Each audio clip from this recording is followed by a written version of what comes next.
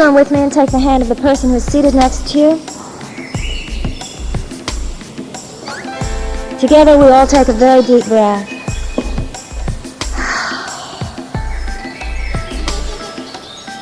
We see in the middle of our mind a little ball of golden light.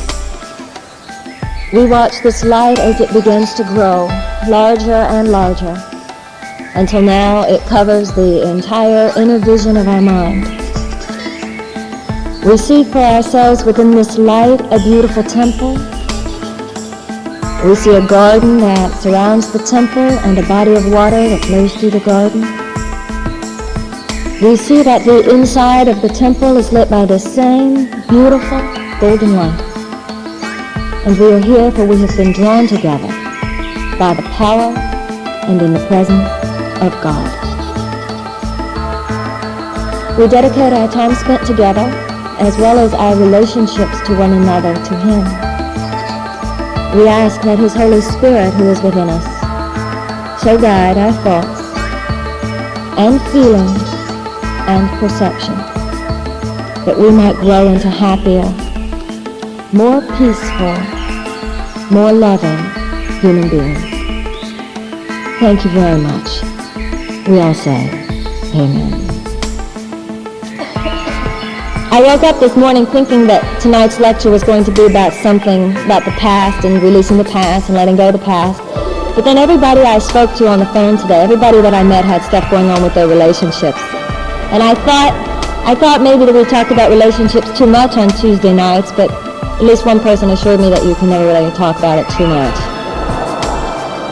It seems to me always like all the stuff in the Course in Miracles is so much repetition of the same stuff over and over again.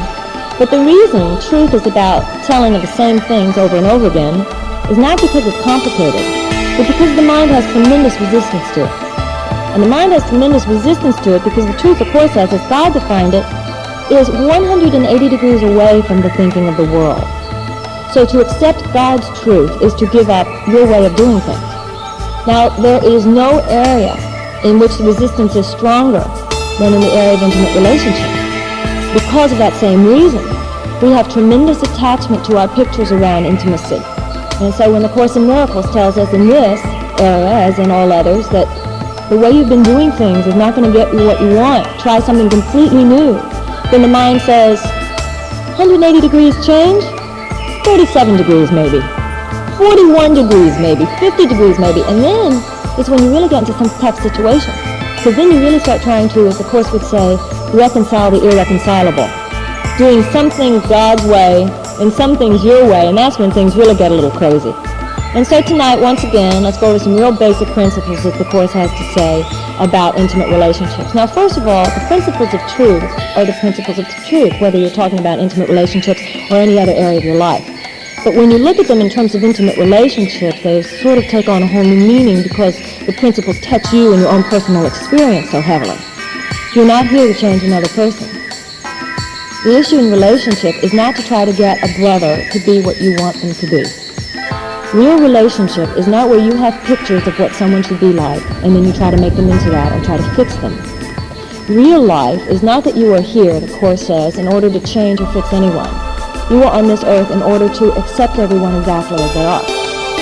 Now, it just so happens that when people are accepted exactly as they are, miracles occur. Miracles of healing, miracles of correction. I know in my own life, I'm just thinking, thinking back in terms of things with my mother, how she would always be bugging me about this or that. And she'd stop bugging me, and then I would know in my mind that it was time for this or that change to occur. And it would change much more, those changes would occur much more quickly in situations where no one was begging me to change. Haven't you ever noticed that? Now, what we tend to do, of course, in our close, what the Course would call special relationships, is to have these ideas about what we think we need. And the Course in Miracles says that all of our problems in intimacy come because we are trying to use the relationship to suit our needs as we define them. We have this idea of what we need. And it's a very popular notion. As a matter of fact, it's just an extension of so much in this generation about getting what we want and controlling things to be the way that we want them to be. And what the message of the Course in Miracles is that that whole idea is is an inaccuracy. Because the truth of the matter is when you're trying to control something so much that it tends not to happen the way you were trying to get it to happen. But it's also a correlation to that you really don't need to control the forces of life. Embryos do turn into babies without any help from you. And planets revolve around the sun without any help from you. And seeds turn into flowers without any help from you. And relationship will fall into place if you would stop trying to interfere. And the reason we try to interfere so badly is because we have this, as the Course says, you have the frame, and you're trying to meet somebody who will become the picture that you can put into the frame. Rather than meeting someone saying, this is an interesting picture, what kind of frame would I put on that? But the reason we don't do that is because we have a notion in our mind of what we want in a relationship.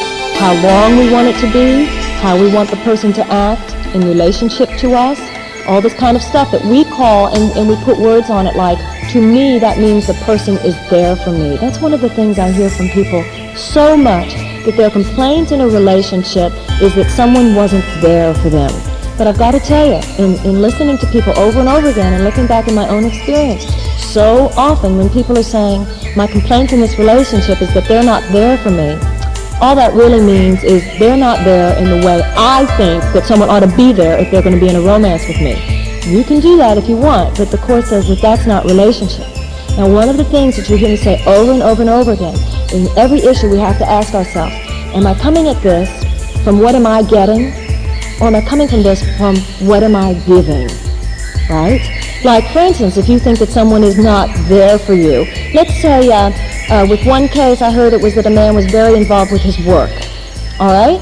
So the issue was, she says, I'm not getting from him as much attention. Well, you could just as easily say, she's not giving him permission to be where he has to be. Somebody else was dating a woman much younger than he. And he was talking about how he wasn't getting from her adult response to his needs. I said, you're the one who's not giving her permission to be the age that she is. You know how old she is. You're the one who's not giving her the space to go through whatever she needs to be. Now, the interesting thing is, usually, the line that comes out of the mouth of the person who's complaining because they don't get what they need to get, always, you hear people say things like, I want them to be here for me. I want them to commit more to this relationship so that we can have a relationship. And my point is, this is the relationship. This is the relationship. The issues of relationship are right here, right now. You're grabbing. You are controlling. You are trying to make them be exactly what you think they ought to be and when you think they ought to be it. Now then you hear the question from people come up over and over again. But when do you know when you're supposed to leave? Now, you know, Alcoholics Anonymous, the 12-step programs have really affected a lot of our thinking, and for good reason. I think it's a very good thing because I think it's a very, very high book.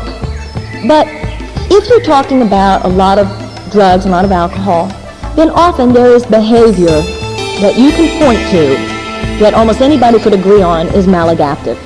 And then those issues become Al-Anon issues, etc. However, there are a lot of issues, for instance, where drugs and alcohol are not involved, where a lot of people, I think, expect me to agree that something is unacceptable. And of course, the Miracles Companion would really not be so quick outside of the purview of the drug and alcohol situations that we all know, that are the kind of the classic ones. Outside of that area, there are a lot of things where I have to say to people, who's to say it's maladaptive? I don't think it's maladaptive. It's what you don't want. Now, if it's something that you don't want in a relationship, then you have to ask yourself what is really going on. Because the Course in Miracles says that no relationship will be able to hurt you as long as you think of it as something that's not here to fit your needs as you define them, but a relationship that is here to serve God's needs. And so many times when you have this idea that you're not getting what you want, and when am I going to leave because this isn't what I want? What it seems to me is that if you just allow a person to be exactly what they need to be, then the issue is you're not really trying to make it be a romance. You are having a higher commitment. And that is what the Course in Miracles says every relationship is brother to brother. That's why the Course doesn't even use the term brothers and sisters. Because even using the term brothers and sisters would imply that there's a difference among us. There's no difference among us. We're all the same being, really. And so what the Course teaches us is to develop relationships where we just see people as our brothers, which means we see people as our friends. Now, if you're putting the friendship first, which is your brotherhood with another person first, then it doesn't occur to you so much whether or not it fits into your ideas and your pictures about whether what you want a romance to look like. But it does mean that you're putting the friendship first, and then if they're not behaving in ways, or if their behavior doesn't interact with yours in ways that it would be the perfect romance, then you're not going to have to make any heavy dramatic decisions about whether to leave. It will just, that form will drop of itself. It's a basic spiritual principle. Go for God, and all that is not authentically you will drop of itself. And the same is true in relationship. You go for friendship. And if the sex leaves and the romance leaves, let it.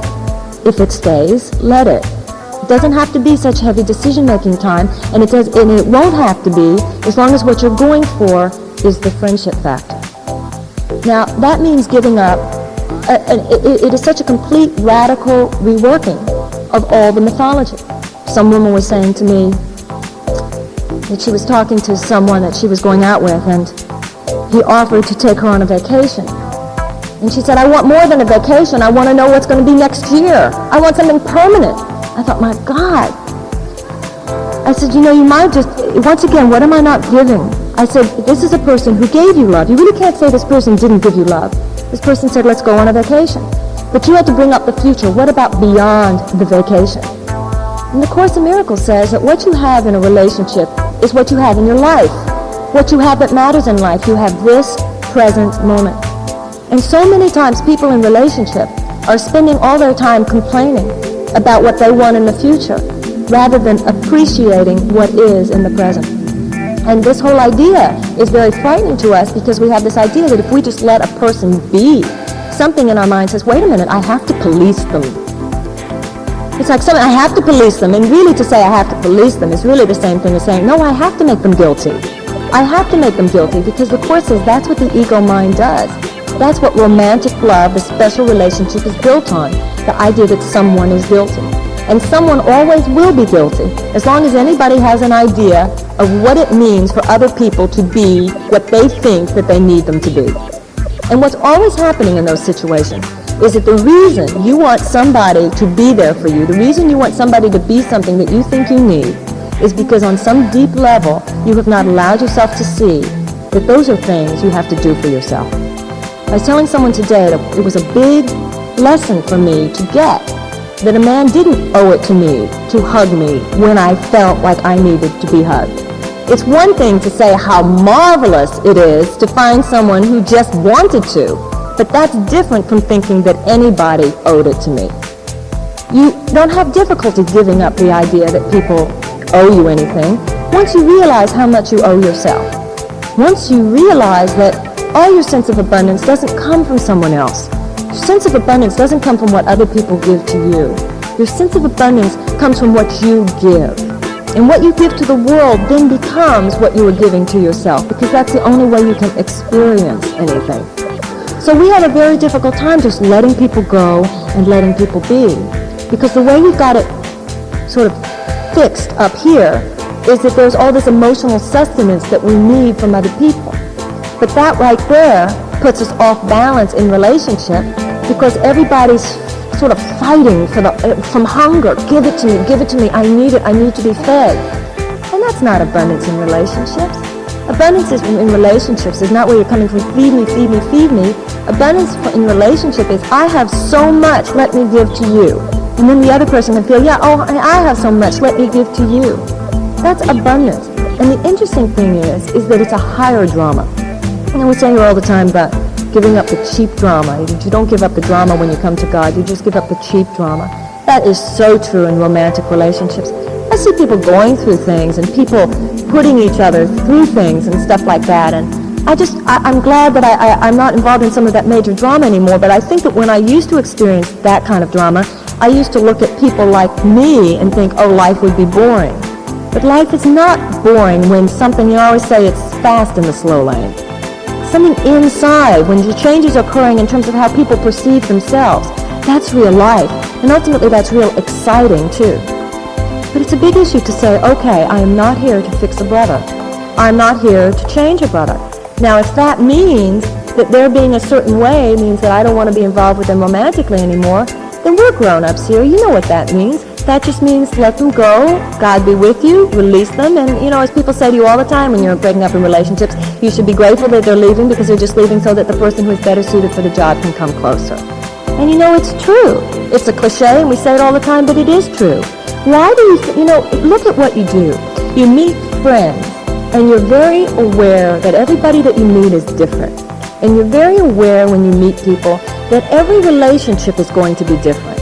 But with romantic love, instead of being open to how different everything is, we have this one mold and we're all trying to fit it into that mold. Isn't that right? And we have the picture, and the picture is that you live together, or the picture that you're committed for a certain amount of time. The picture having to do with all this mythology in your mind about what intimacy looks like. But intimacy is friendship. Intimacy is where two people see each other as supporting each other. And sometimes when you're supporting someone, you're supporting them in going through whatever it is that they need to go through. Some of the time, one of the things that we all, you hear people say, once again, it's a cliche, but it's true, that sometimes that real power sometimes lies in not exerting your power. And that's very true.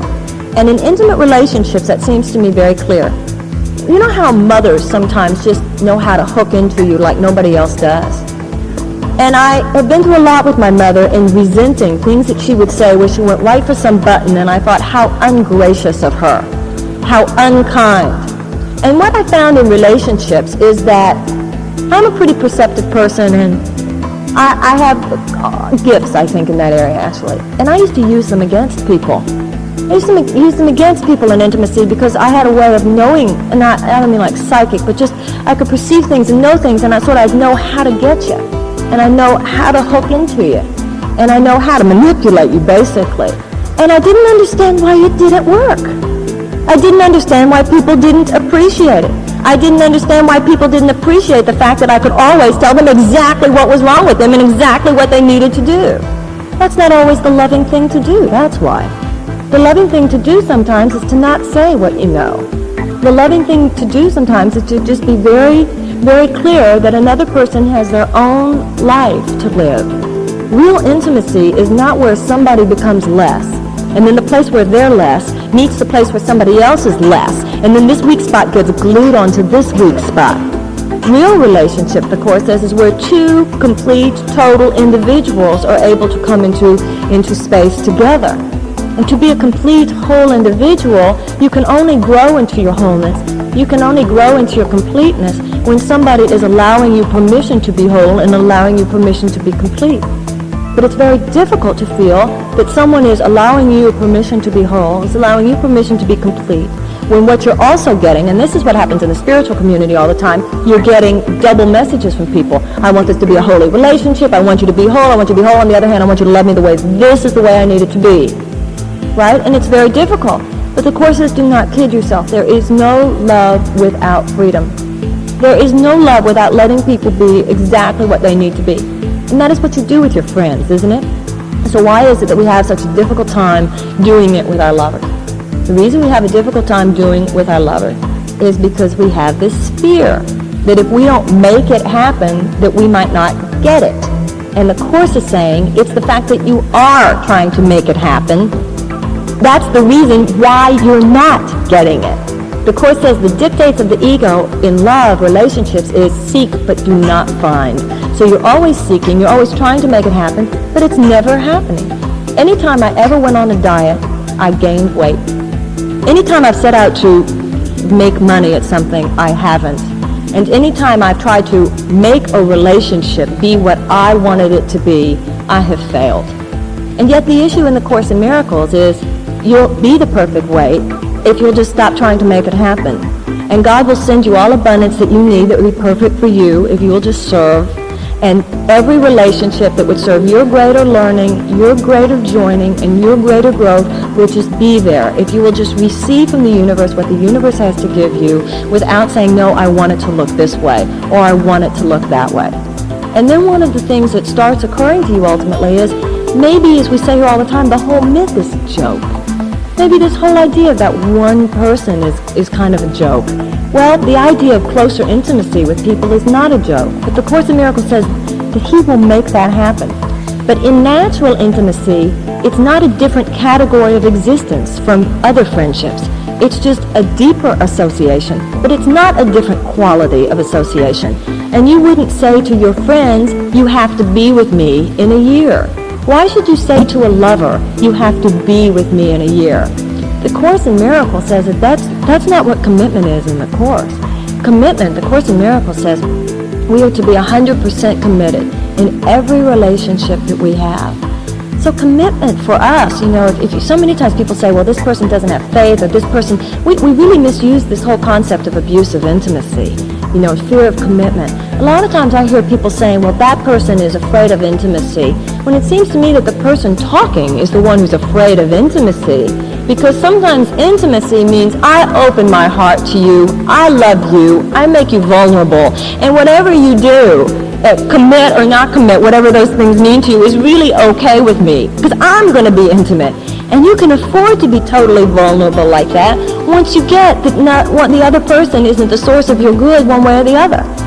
And if you're like, you think that, if that person doesn't want to commit, I love the way in that book, I Come as a Brother, that Barbara has out on the book table.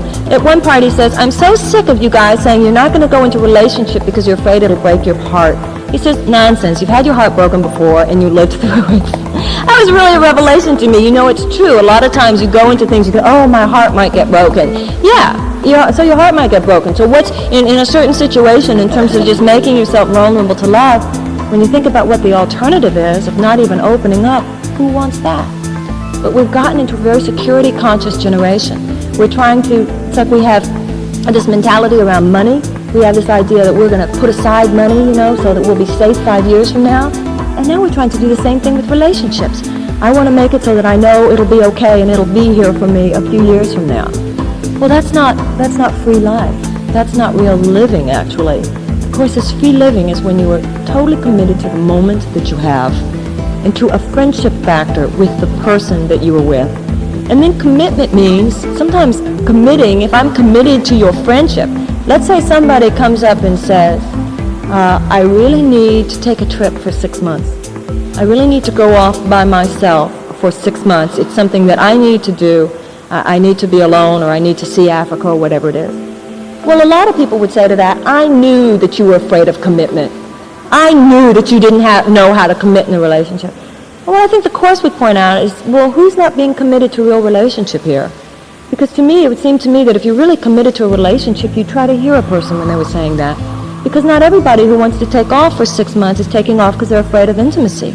Sometimes people are taking off for 6 months because just what they said, it's something that they need to do that would actually make them deeper in relationship and better in relationship when they get back. I used to have this fear that if somebody wasn't with me, that meant that I wasn't getting something. But it takes real growth to see it, and the Course in Miracles would certainly indicate it. Sometimes when people aren't with you physically is when they go through the changes, which will then mean that they have the more to give you when they are with you. Because physical proximity is not relationship. The mind is relationship. A woman was telling me today about how she wanted a man to go somewhere with her, and when she asked me my opinion of it, I told her I thought she was being pretty manipulative trying to get him to go. And she said, all right, well, I think you're right.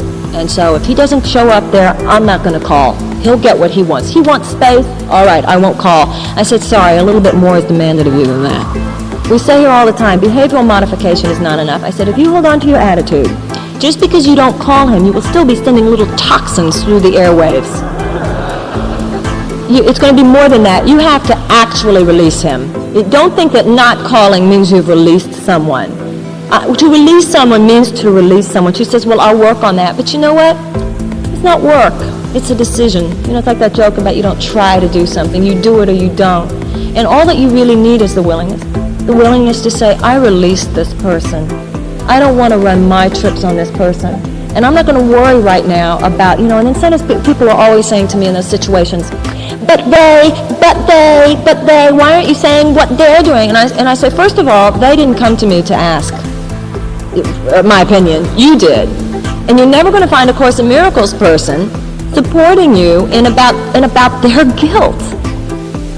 Course in Miracles companionship's never going to support you. You're right. They're so bad. There is no such thing as a victim. Miracles come from you, not from another person. Miracles occur because you have a shift in perception. And that's what a companion spiritually is going to do for you, support you in how you might shift your way of looking at things.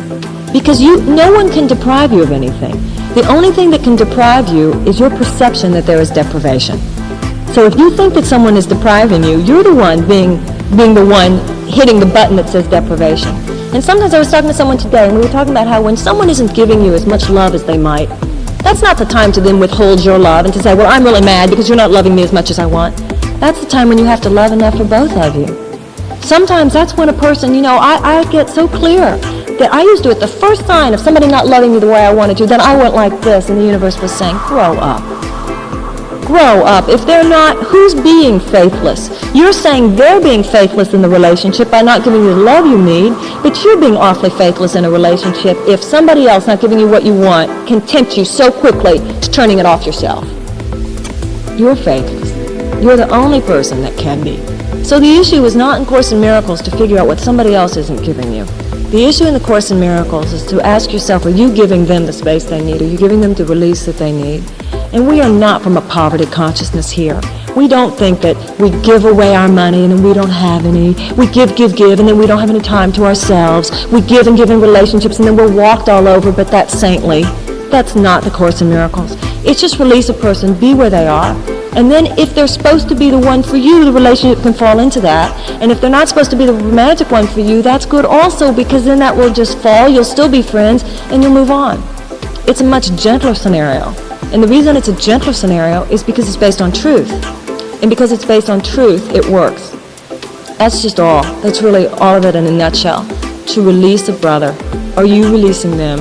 Are you allowing them to be where they need to be? Too many people think forgiveness, and this is where a lot of people's minds say, I know it's about forgiveness, I know it's about forgiveness. But remember, forgiveness in the Course in Miracles is not the old-fashioned forgiveness. It's not saying, I know they're a jerk, but it's okay, I forgive them. No! Forgiveness in the Course in Miracles is, oh God, help me see they're not a jerk.